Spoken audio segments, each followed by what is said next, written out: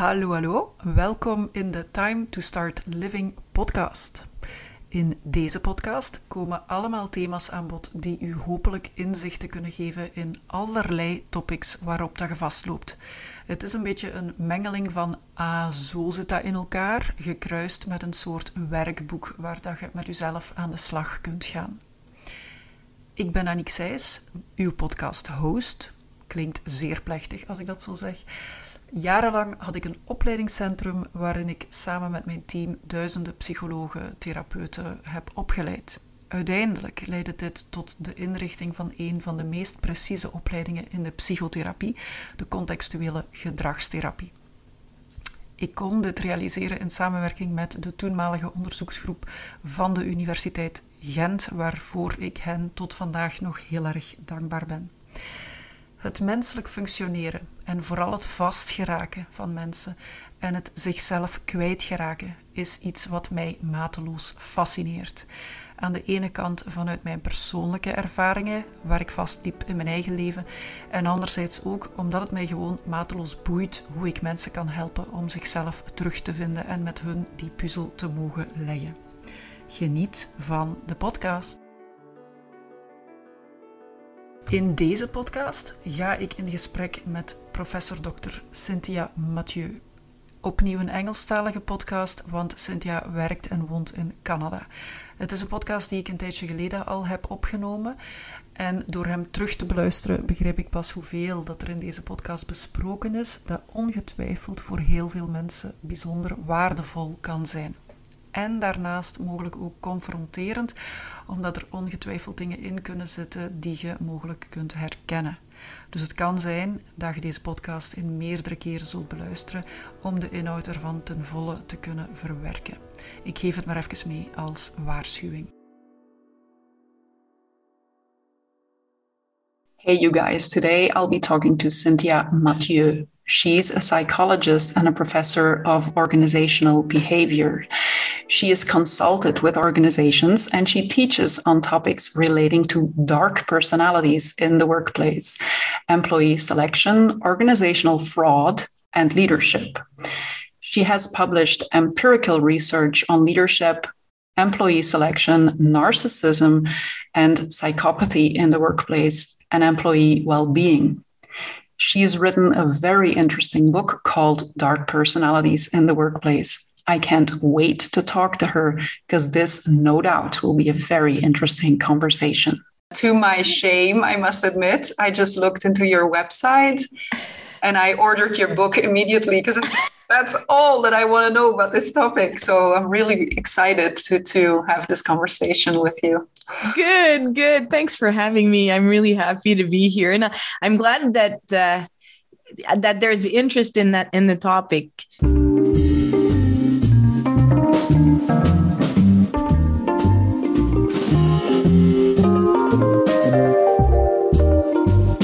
Having this conversation with you I'm sitting on two chairs today. One is I have a practice, a psychology practice or psychotherapy practice.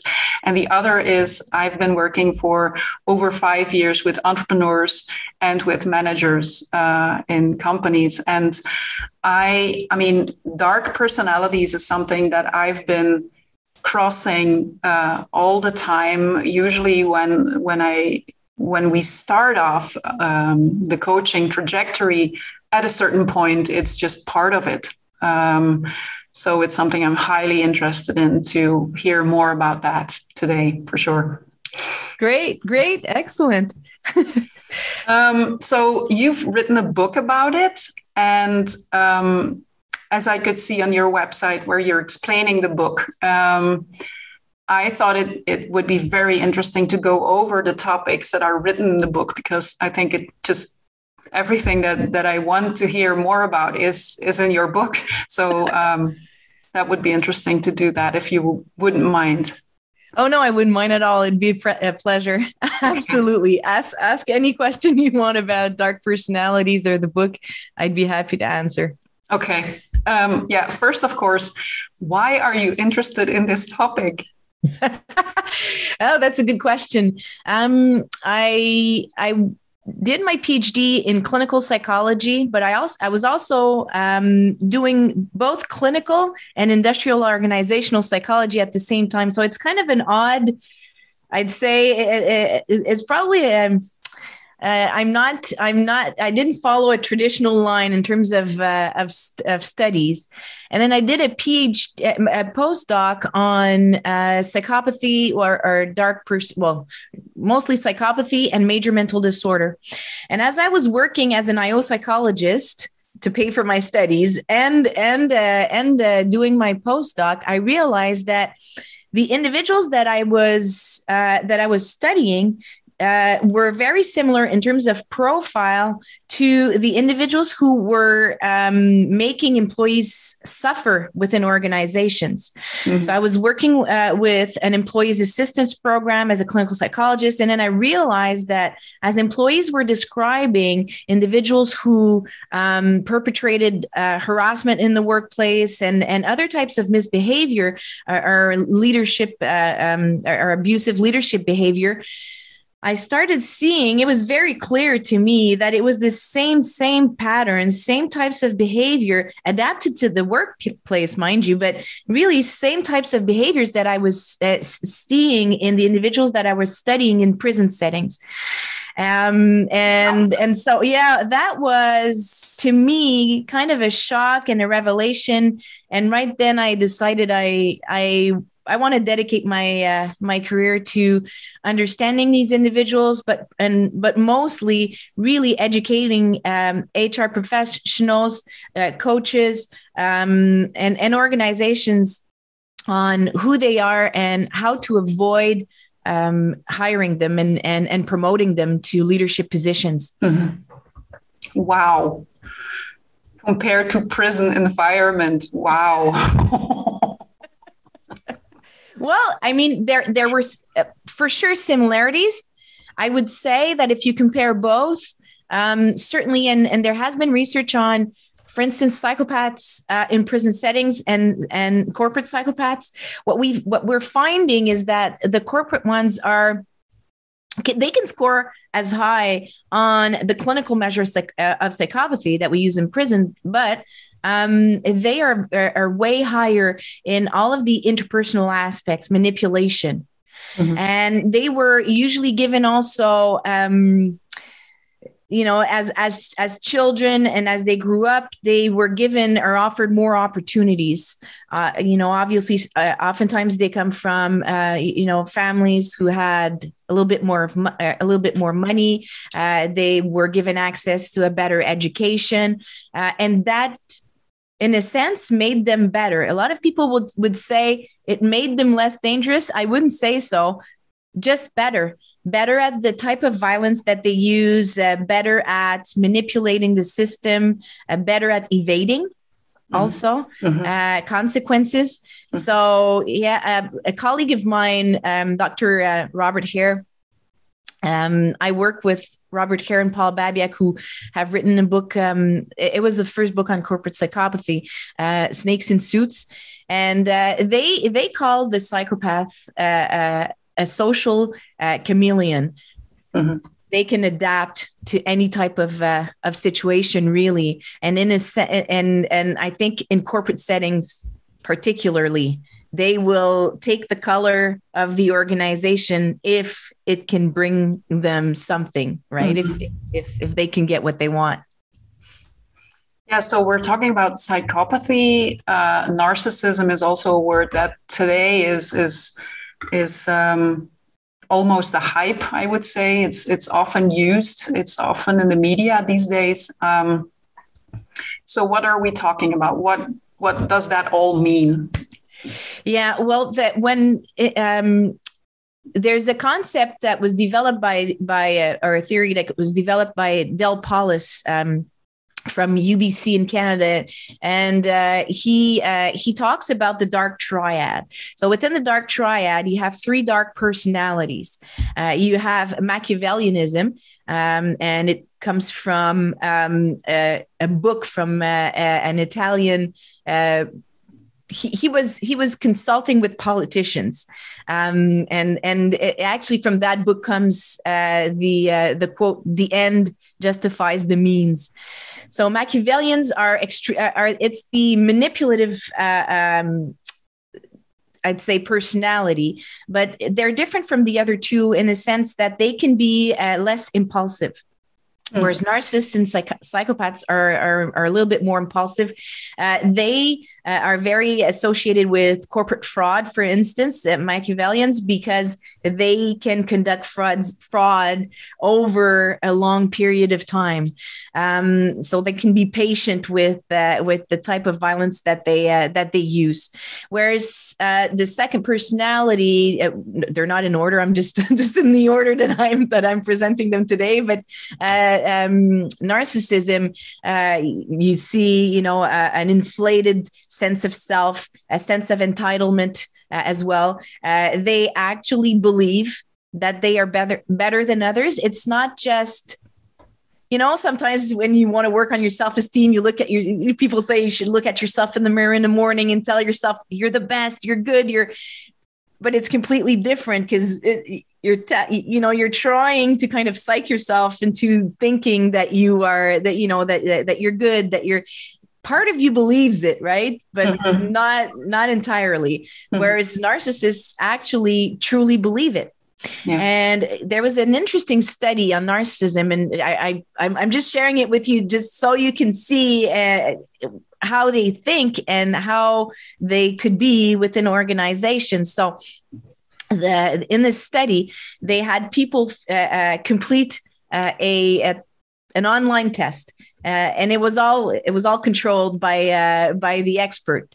So the first time around, everybody gets above 90% on the test. And then they start asking people, how are you feeling about your abilities and all of that? So, everyone's saying, I did great. I guess I'm good at that. And then second time around, everybody fails. But 25%, they really fail. Not just they fail. And then they ask the same question, and that's where they saw the difference. People who didn't score high on narcissism would say, I guess I wasn't as good as I thought I was, or these questions were pretty hard, but I wasn't able to answer. Maybe I don't have all the skills. But for the narcissists, their self-evaluation didn't change.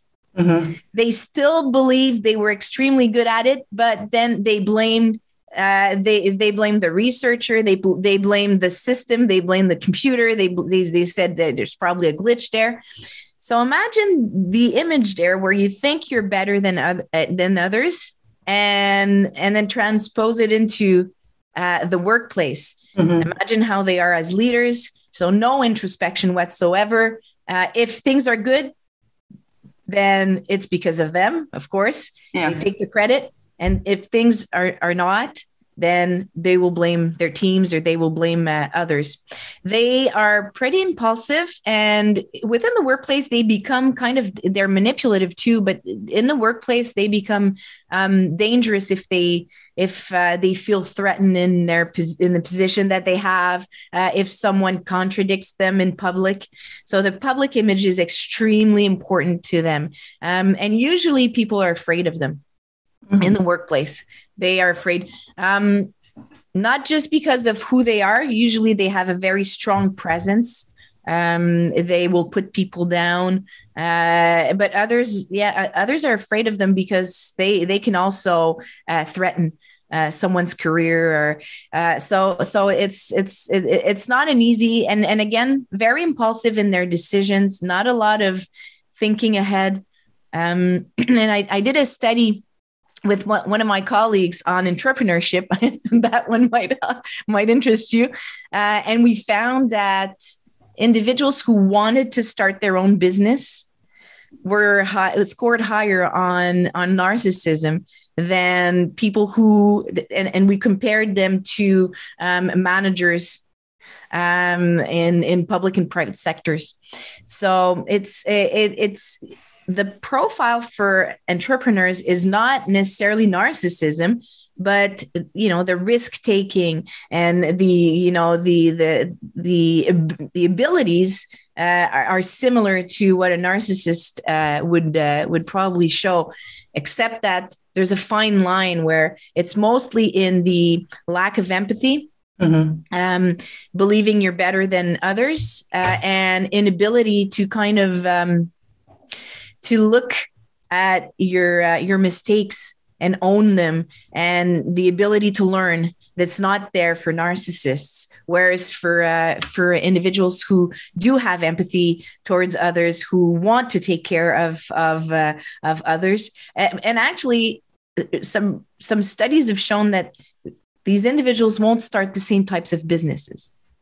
Oh, really? For narcissists, the goals will mostly be, power and money. In what they choose in terms of venture, and then for people who score lower, you'll also see the desire to have a positive impact on society. Yeah. Right. So it's geared towards others. Yeah. So you'll see a difference in the two profiles, and the last personality, which is the most dangerous of the three personalities, is psychopathy. And I often say we had a very hard time. I wouldn't say it's still true, but we had a very hard time even getting published at first on this topic of psychopathy, or corporate psychopathy. We were amongst the first to study it empirically with a measure, and it was not very well received at first. People didn't understand why we were studying it in workplaces, and they certainly, I'd say, politically, there was an issue there too. People are very uncomfortable with the term. I think it's changed in the past 10 years, which I think is a very good thing, because the image of the psychopath that you see in movies, yeah, exactly, is really kind of the Silence of the Lambs, kind of just and we see so many movies and TV shows with I'll say quote unquote psychopaths and serial killers. Pardon me? Yeah, serial killers and stuff. Exactly. And we see only one side of it. Whereas a psychopathy has different features. And two individuals can have the same score and can score clinically as a psychopath, but have different profiles. And, where they would be stronger within the psychopathy measure. What we found was that corporate psychopaths score higher than the ones that you will find in prison settings, mostly in factor 1, which is manipulation, callousness, and interpersonal kind of interpersonal characteristics or skills. They are better at manipulating others. And that's probably due to the fact that they've learned how society works, whereas psychopaths that you find in prison, they're still very manipulative compared to what people call sociopaths, because a lot of people think it's the same thing, but they're two different things. They're two different diagnoses. One is antisocial personality disorder, so we call them sociopaths, and they make up most of, in terms of personality, a much higher percentage within prison settings. Psychopaths are, I'd say, probably around between 10 and 15% of criminals within prison settings would score clinically as psychopaths, but they are responsible for the most violent crimes in society. Sociopaths have had negative or criminal behavior. They have what I call a criminal career. Usually it starts very young, before the age of maturity, even before the age of 18, you'll see some criminal behavior there. They do not have the manipulative skills. They are manipulative, but not as much as the psychopaths are. The other difference is Psychopaths, there are emotions that they are unable to feel. Guilt, for example, they don't feel that. Sadness. Some emotions are very, very hard for them. Empathy. So these are emotions that, and studies, brain studies have shown that they don't react to emotions that should trigger those emotions, to images that should trigger those emotions, like other people who score lower on the psychopathy scale. So would you say that, because that would be a first for me, would you say that a narcissist and a sociopath do respond to these emotions and a psychopath doesn't? Yes. Okay. Yes. I would say, though, that all three dark personalities, and I would also say sociopaths, score very low on empathy for others. So that's one emotion but in the realm of the different emotions that humans can experience, psychopaths, there is a deficiency there. And they were born with it. Most likely. For now, that's what we know. But part of it is, part of psychopathy is biology, and the other part is, what they learn in terms of environment and how they grew up, the opportunities that were given to them. So that would probably be what would differentiate the corporate with the non-corporate psychopaths, where one of the other, one has received probably a better education, was offered, I'd say, tools to navigate society and make them better manipulators and make, them choose probably crimes that are more lucrative. And at the same time, it helps them evade any types of consequences. Whereas the other types for both, severe violence is possible. That's what people need to understand. There is a study on, the name of the author is Perry, and he studied what he called red collar criminals. So they're white collar criminals who actually resorted to murder.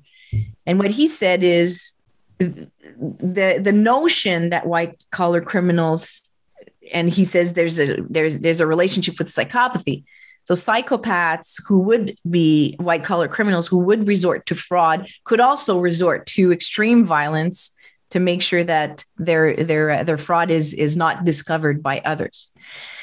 So that's something that I think is also interesting, is although they learn and they are better at navigating society for their schemes or to get what they want, they could also be extremely violent. And one of the reasons might be that they don't feel guilt for what they do. They feel justified, and they have absolutely no moral, no conscience.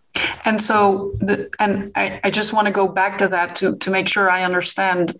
So a narcissist could feel guilt or shame. They do. Okay. They can. They will still impulsively act and react in, their typical narcissist ways. And they will still use others to get what they want. They will lie. So that's part of their manipulation to get what they want, but they can still feel a certain amount of emotions.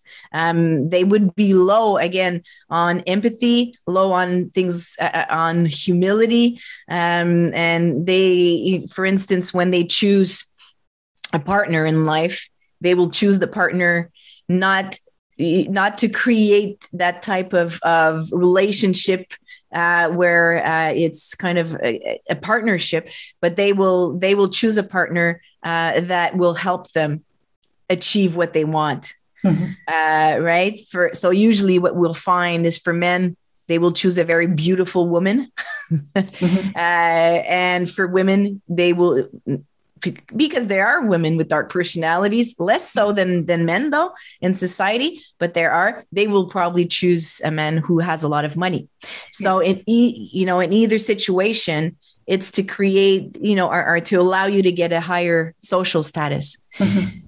So again, in the way, it's not that they're unable to feel emotions, narcissists. It's more that they are very transactional in their relationships. They will use people to get what they want. So they're very transactional and very geared towards, gaining power, gaining what they want. So they don't care about the consequences, but they are able to feel certain emotions. Mm-hmm. Whereas psychopaths, some of those emotions are just absent. And there's no difference for a psychopath between finding money on the street and when no one's around and picking it up, or stealing money from someone in front of you. Mm-hmm. There's absolutely no difference because they don't have that type of conscience. And the same is true for crimes. Mm-hmm. They do not see the problem in stealing money from the company. They don't see the problem with killing someone. Actually, when they explain it, it's very matter-of-factly. Mm-hmm. They explain their crimes, and you don't see a lot of the only type of emotion or that research has found is excitement.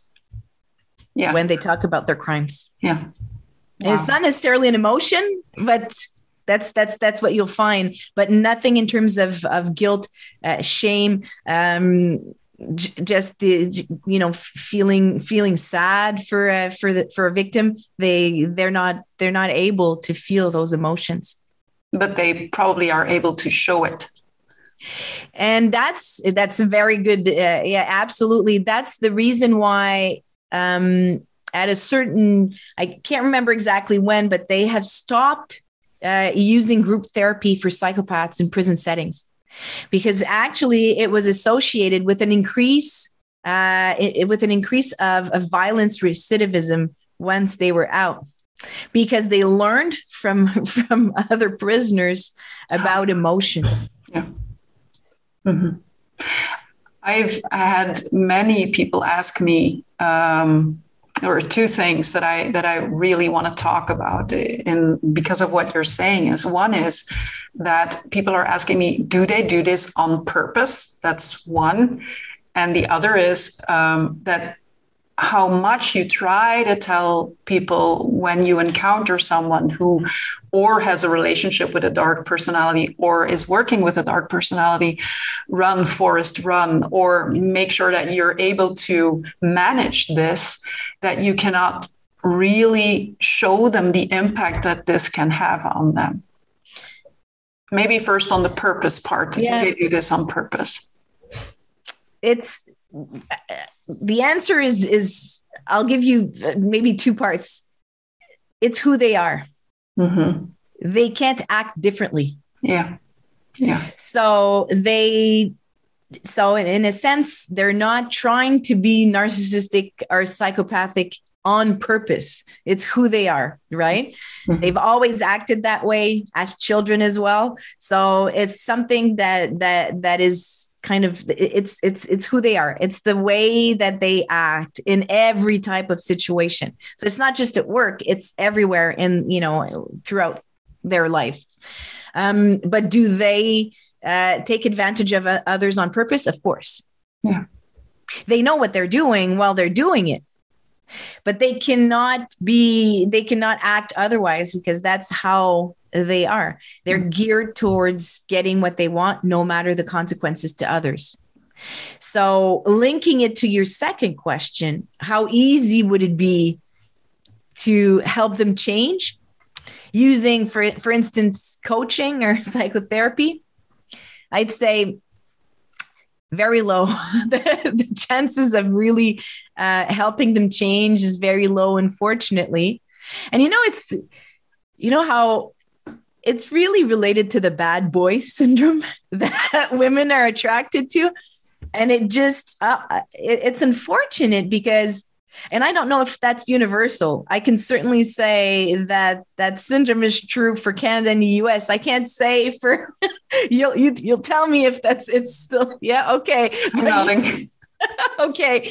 And interpersonally, I think in many movies, women are taught that, these bad boys who have very negative behavior will eventually find the one and be true to that person and be honest with that person. And I think in a corporate setting, I have a feeling that the manager or the owner of the company feels I will be able to control this behavior or that person by all kinds of ways, but there are mistakes. Absolutely. There. Yeah. And I'm wondering if you've had the same question, but in an article I wrote, I actually called it the organizational bad boy syndrome, where organizations are thinking, this candidate is very attractive in a sense that they are well-spoken. I believe them when they tell me that they will be able to go get the contracts and bring me a lot of money and be extremely innovative in their approach and take my company to the next level. So they are very attractive for organizations. And then some have asked me, well, shouldn't I be hiring these types of individuals? And I want to, but can you give me tips on how to manage them so that I can only get the positive and avoid the negative? And that's completely impossible because of the way that they are geared. Yeah. They will take advantage of the company no matter how much the company tries to make them happy by giving them what they want. They will always want more. Yeah, it's not an if, it's a when. Exactly. And a how. Absolutely. Yeah. Yes. And sometimes in certain, and that's why in certain organizations, I see coaching with individuals, and I'm thinking, okay, there are things that you can change in the sense that if they understand that there is going to be consequences, if they see others having consequences for some of the negative behavior, they will be more careful. I'm not saying that you'll avoid all of the negative behaviors they could have. They will definitely be more careful. You can also teach them certain behaviors that you find acceptable, and they will follow if they find that it is beneficial for them, not because they understand that it's hurting others, that you can't talk to others that way, that won't happen. Mm-hmm. But they might do it for a little while. But again, it's even a question of when they will start again, and if they ever stopped, or if it just became invisible, more hidden. Exactly. And oftentimes you when I'm presenting on positive leadership, or you'll find some of these individuals and they will just say, you know nothing about business. Yeah. This is all just rosy posy, but we have deadlines and I need my people to do this. So they discard anything that's related to good human interpersonal interactions or interpersonal relationships within the workplace. They don't see the positive in that, only because it takes their eye off of their goal, which is power, money, and then maybe more power and more money. But that's basically the goals that they have. Yeah, and I think they also often can think in ways to get it that we don't think about, because they're like boundaryless on how to get what they want. Absolutely. They're very creative in that. Yeah. We'll give them that. They're extremely creative. And because of that lack of empathy, it really opens many doors. Mm-hmm. And if you score them on, for instance, conscientiousness, Right, in the big five of the personality profiles, there's one that is conscientiousness, and they score extremely low. So if this individual works and they often are attracted to financial organizations, you will have to have people, or someone look at their documents and all of the legal things, because they will definitely try to bend the rules to their advantage. They do not believe in rules. Yeah. And I'm not just talking, that's all three dark personalities. That's not just psychopaths, all three dark personalities. They believe that if you're bright enough to have found the loophole in the system, then you should absolutely exploit it without ever looking back or feeling guilty about it. Yeah. And yet they can come into your company without you noticing it in the beginning. I always thought this is something that you can sense from a gut feeling, but what you're saying is nah. And research in IO psychology, for the book, I was looking at a lot of research, and it actually indicated that, and I thought so too, as an IO psychologist, that you kind of develop that gut feeling, right? As you know, even as a clinical psychologist, it is true sometimes that, you've probably developed more of a clinical approach or way to look at others and see certain signs. But these individuals are so good.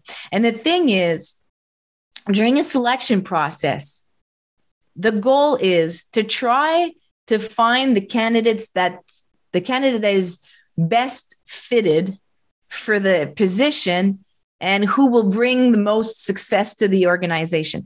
So that's the goal. That's the goal. And then usually you fit them into a certain number of, a certain box where you're looking for a list of skills or competencies that you've identified for that specific position. And they know it. And they will absolutely lie on their resumes. They will lie during the interview. Some of them will even lie on having obtained diplomas. Wow. Yep. What fake universities that exists. And they look absolutely true, but it's very interesting when you start looking at it, and a lot of organizations are still doing the unstructured interview, just, gut feeling type of thing, where I'm going to meet the candidate, and especially, and I don't know why, but at the higher level. Yeah, very true. I recognize that. Very true. And oftentimes it's more political than, you already have kind of a candidate in mind. You'll see two or three, but there's something political about it. And you find that they are doing well in a certain position. So you're thinking, oh, this is going to be a great fit. So you let your guard down, and you let all those biases come in, and then you're already positively biased for the candidate, which then prevents you from really looking at those maybe elements that would have brought red lights in another situation if you had structured your interview differently. But I see that more at the higher level within many, many types of organizations. People are saying, yeah, but it's not the same type of interview. We don't necessarily need but you do. Yeah, you do. I think even the more you bring in higher intelligence, the more you need to definitely take a look twice. Yeah. Exactly.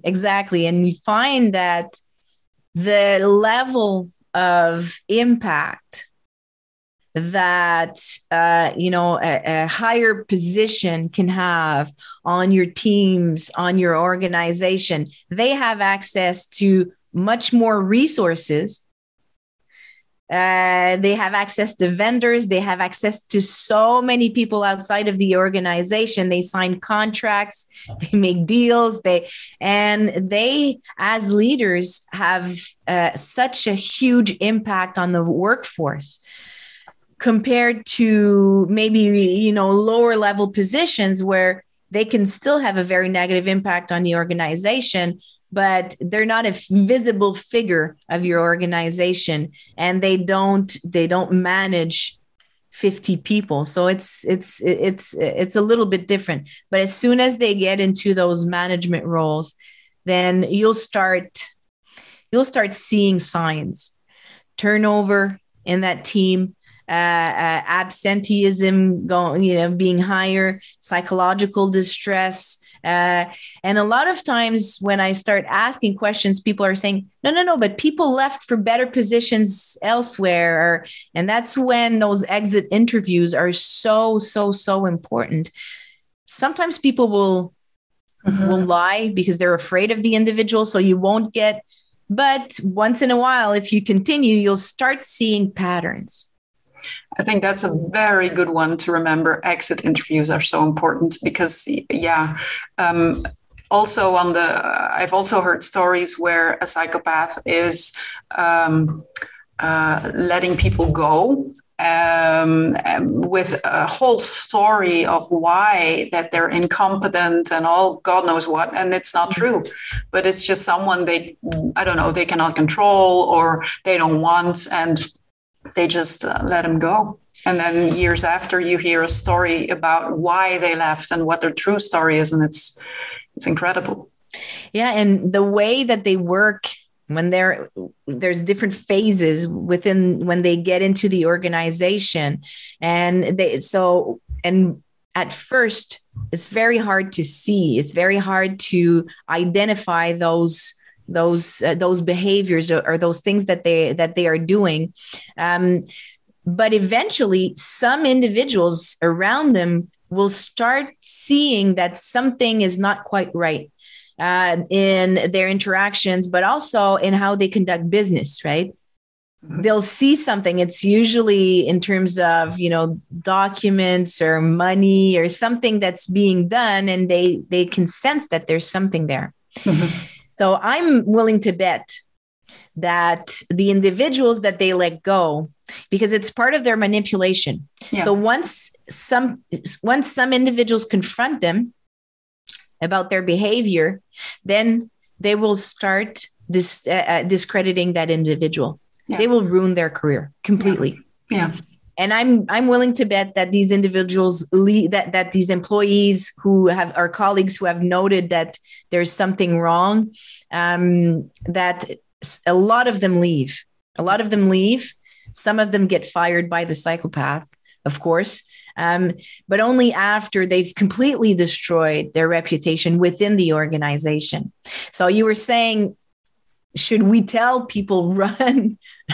I like the run, Forrest, run. Absolutely.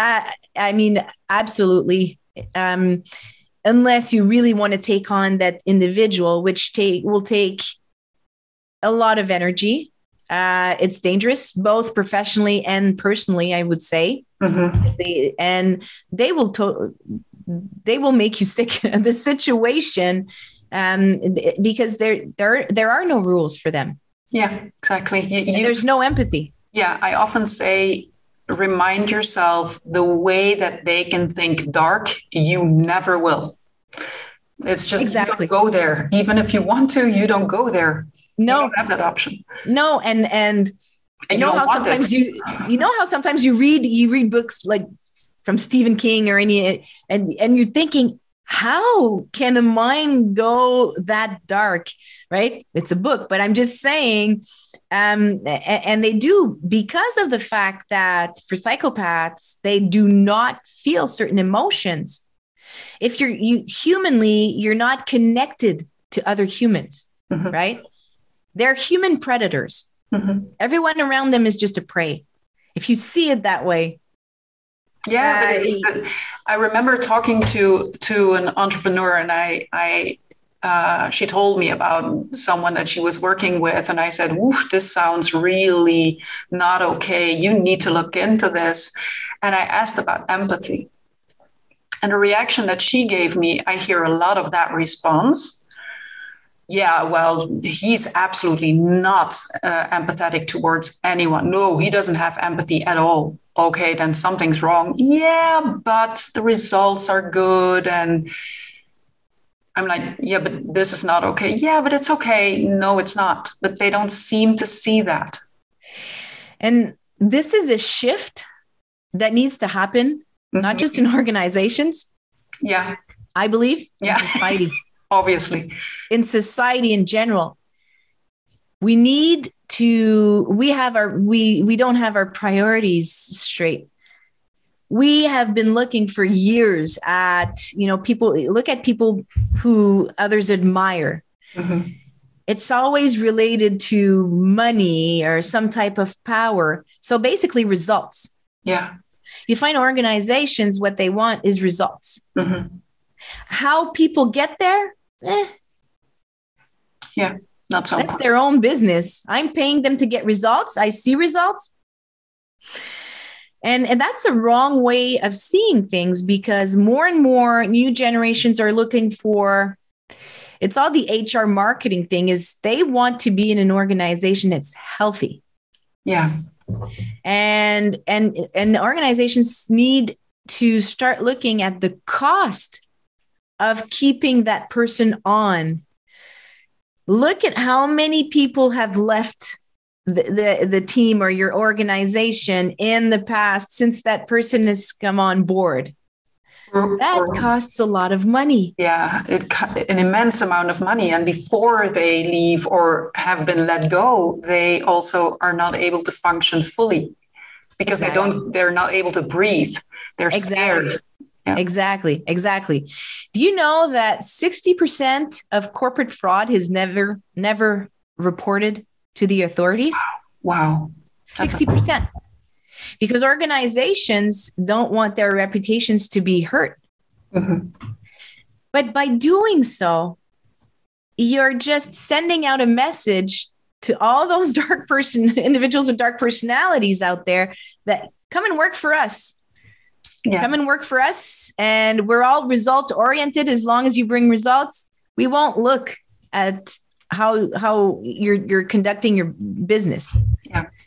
Eventually, though, I mean, social media it could hurt a company very, very badly if the individual conducts bad business or when things are out in the open. That companies need to look at that and look at the changing the organizational culture to more human. And it's not either or. Yeah, exactly. You can find leaders who have empathy for others and who are very goal oriented. They exist. So you don't have to compromise. Right? Yeah, they exist. You're going to say they're hard to find, but they do exist. They do. But when you're hiring a leader, what are the competencies you're looking for?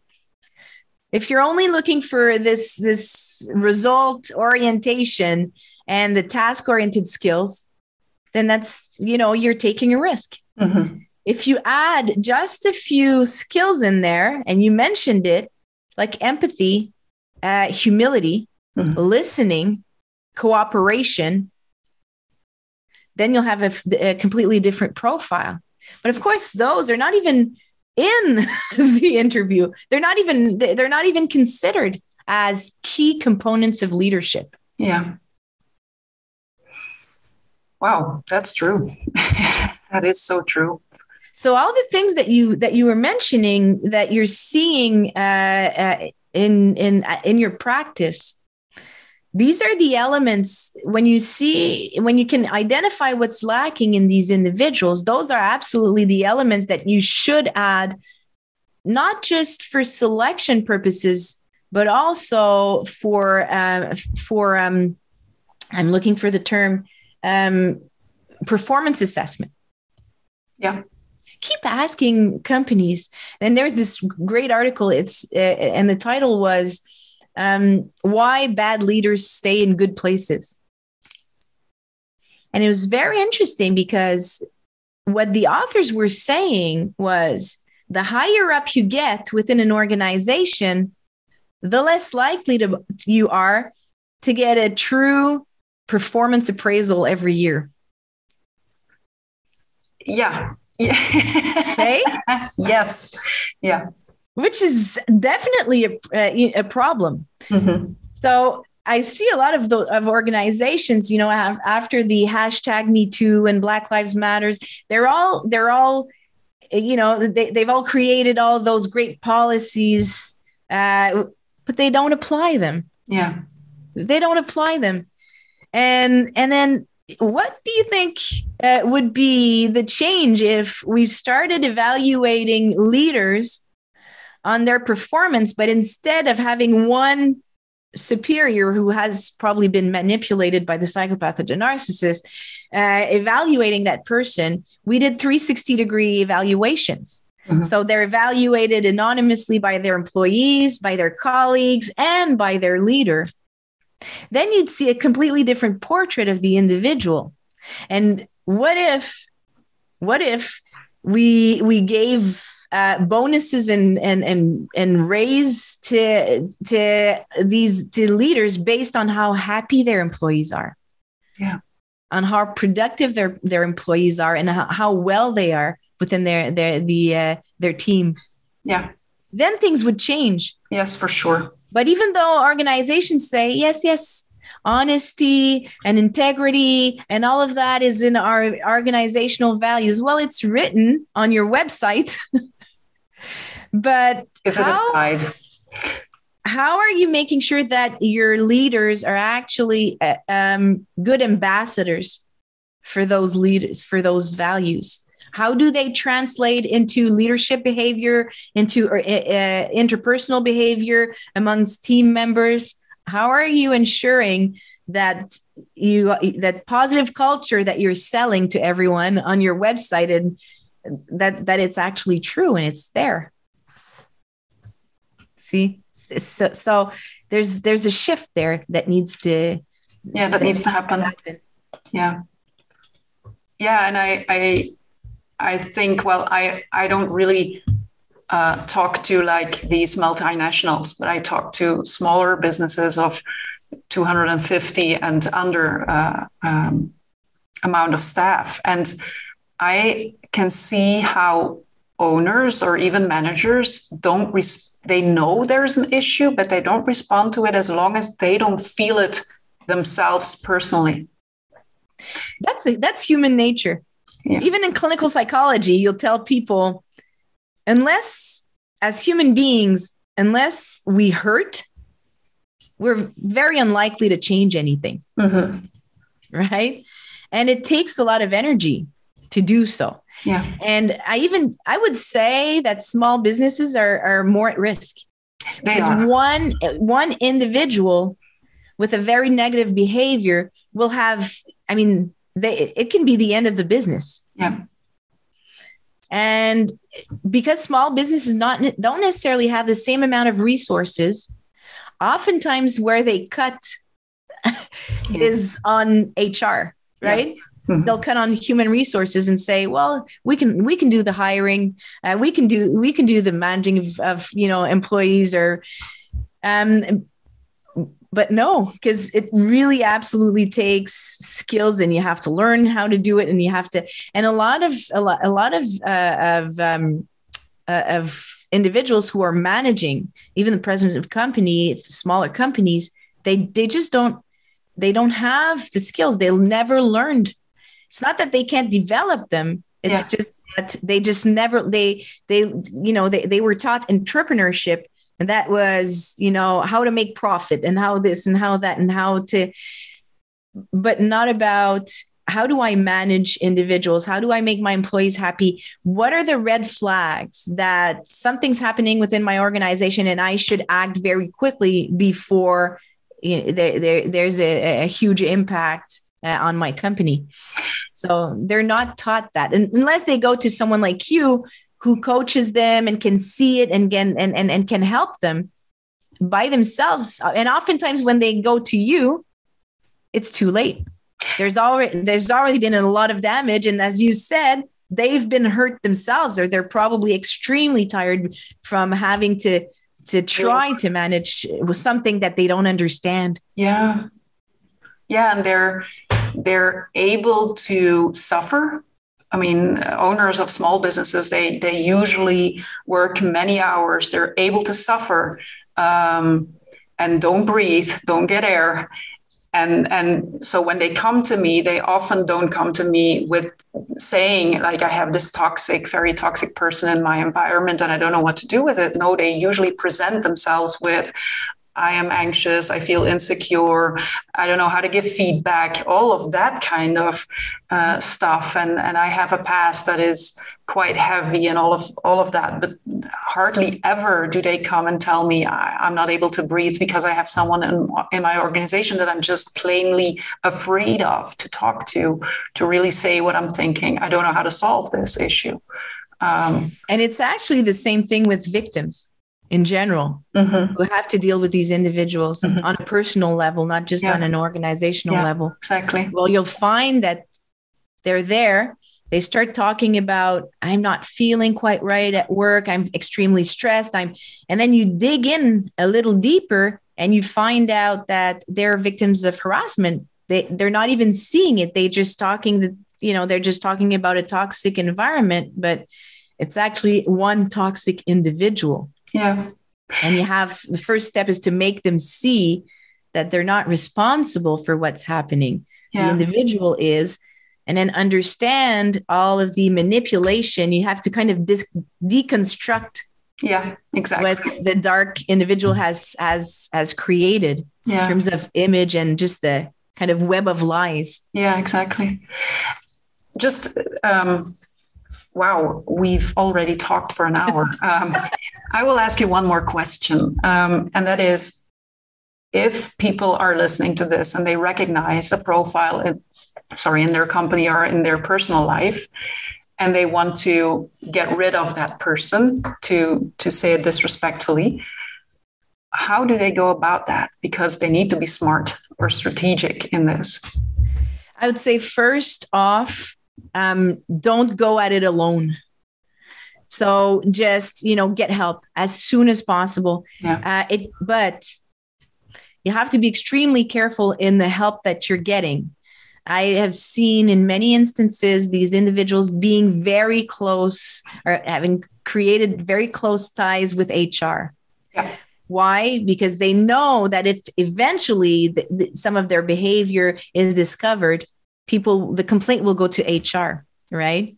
So that's the first thing. And then the second thing I would say is make sure you're accompanied. Make sure you have a professional who's able to help you. I would actually I would find someone outside of the organization, just because it'd be easier to have those conversations. The person doesn't know the other individual, and there's no way that they can manipulate the professional because they're outside of the organization. And also just having the conversation in a confidential setting, not in the organization. That would be the first step.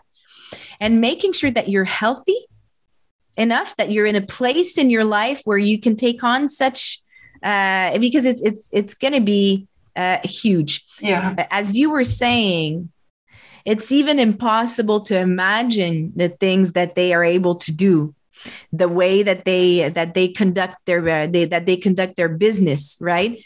So it's very hard for people to create a case against them. Yeah.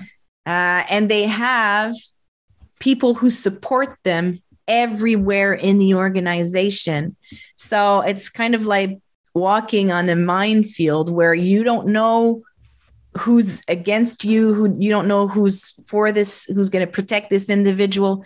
So I would say it's doable. but you have to put everything in writing, never meet the individual, nothing verbal, because they will absolutely lie about what went on in that meeting. So don't meet them alone. Make sure you're with someone else so that you have witnesses. Put everything in writing. Let's say after a meeting you've had for bad conduct or behavior, make sure that you write down all the elements that were addressed during that meeting and everybody signs it. Mm-hmm. So it's being extra careful, going with email invitations and things like that to keep as much of a trail of the different instances or interventions that you'll have.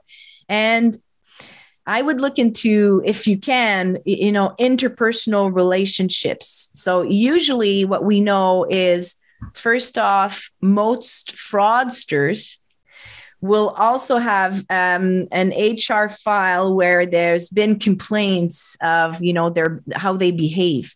So if you want to do a thorough kind of assessment of the individual to create a case, you will need to talk to people who have left the organization. You will need to talk to their colleagues, but mostly you'll need to talk to their employees.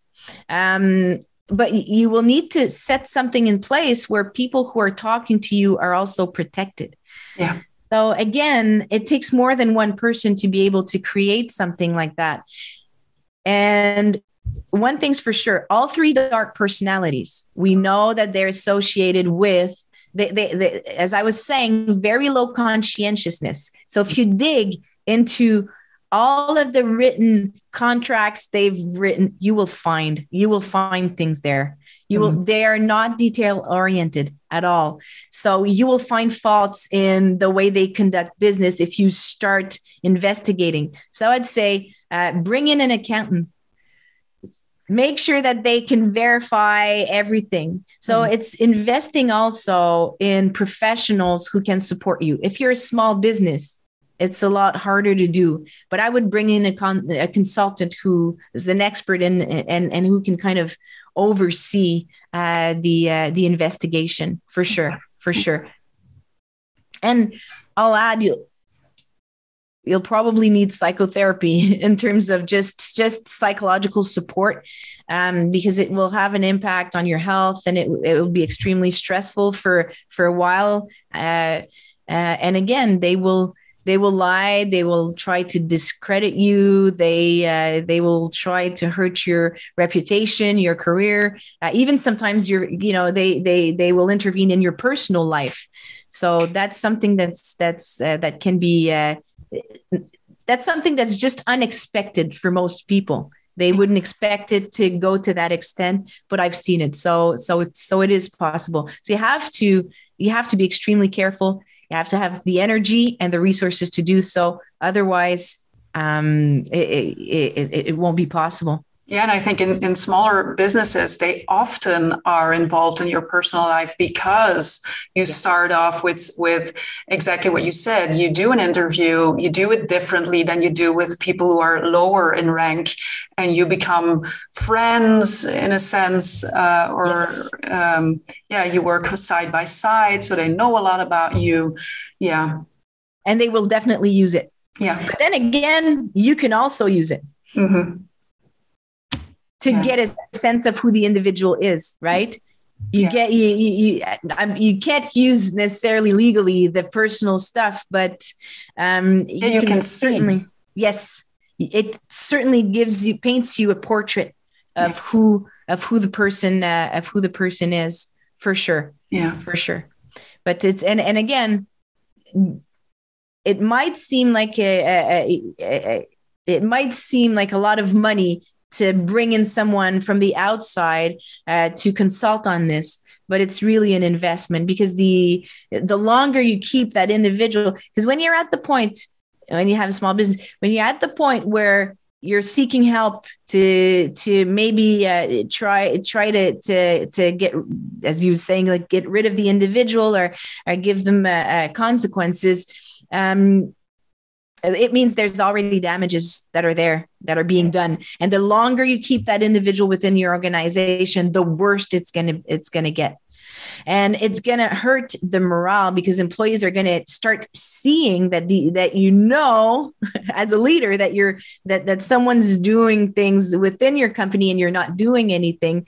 Then it's just going to spread to all of your other employees and hurt morale. And a lot of people will probably leave. So you want to make sure that you deal with it as promptly as possible. Yeah, exactly. As quickly as possible. Yeah. Okay. Thank you for your time. It's been a pleasure. Yeah, it really has been.